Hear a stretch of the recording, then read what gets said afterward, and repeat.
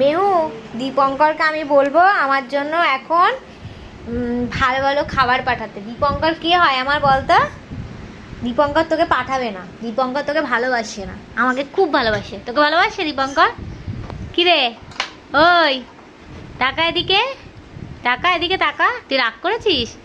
আমার জন্য ডেলিভারি আসছে, মোমো আসবে, তারপরে হচ্ছে কি আসবে, আর কি খাবো আমি? মোমো খাবো, চিকেন স্যুপ খাবো, ললিপপ খাবো, আর কি খাবো? বিরিয়ানিও খাবো।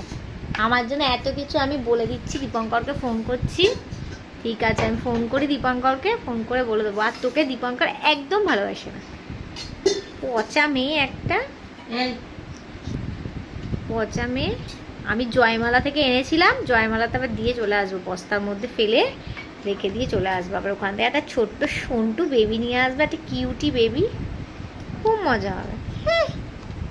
ঠিক আছে বাবা, আমার ডেলিভারিটা, হ্যাঁ যাই, খাবার নিয়ে আসছি। ঠিক আছে, গেলাম।